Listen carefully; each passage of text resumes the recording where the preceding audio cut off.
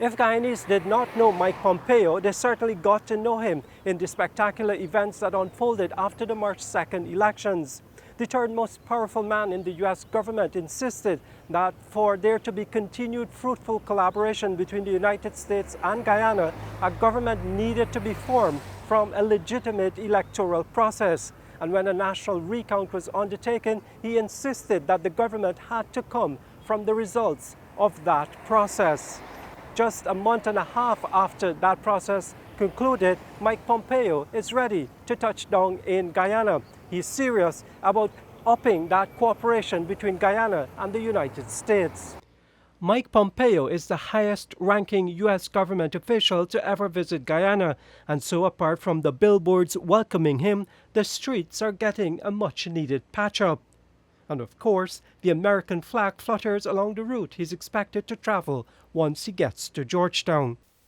Well, I will say it's extremely important because we are working towards strengthening our relations with our partners.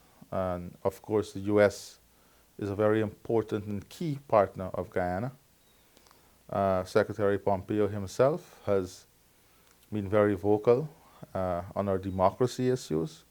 So I think it's very timely, his visit. There are many issues globally, regionally, that occupy our individual and collective attention.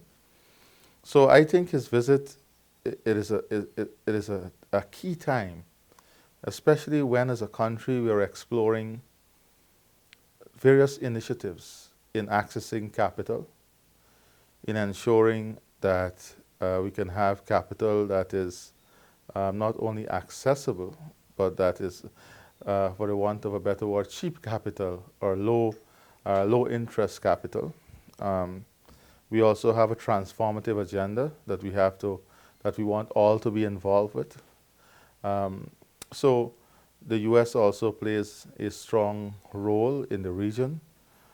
So I think it's very important and timely that we have a conversation surrounding all these issues.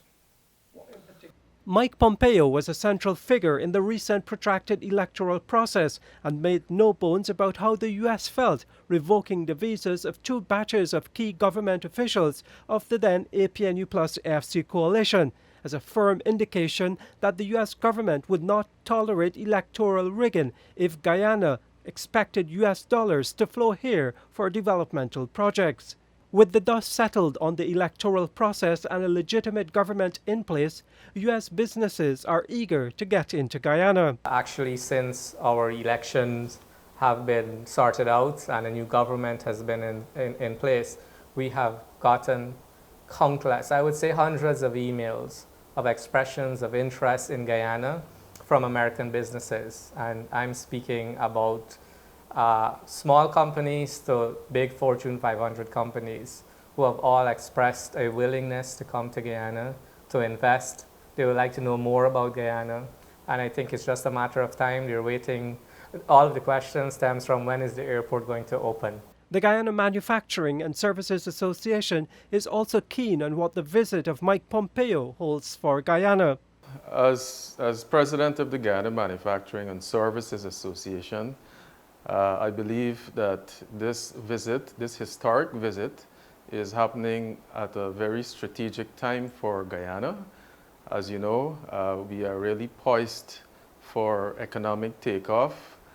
So many positive things are happening, and there is a bright future for our country. We certainly would like to see the strengthening of this strategic partnership between Guyana and the United States, and to explore how we can further enhance opportunities for collaboration, especially in the area of business development. The U.S. State Department has said Mike Pompeo's trip will highlight the United States' commitment to defend democracy, combat COVID-19 while revitalizing economies in the pandemic's wake, and strengthening security against regional threats. Mike Pompeo arrives in Guyana on Thursday evening. He will touch down at the Chadijagan International Airport at Temeri and head straight to Georgetown, where he will have dinner with President Irfan Ali. It is expected to be a working dinner. In the morning, Secretary Pompeo will meet with the Foreign Minister Hugh Todd, and following that meeting, there will be the signing of some agreements between Guyana and the United States. We're not exactly clear on what will flow out of those agreements. Following the signing ceremony, there will be a press conference with Mr. Pompeo and President Ali. And of course, we will have those details here on the newsroom. I'm Neil Marks reporting in Georgetown.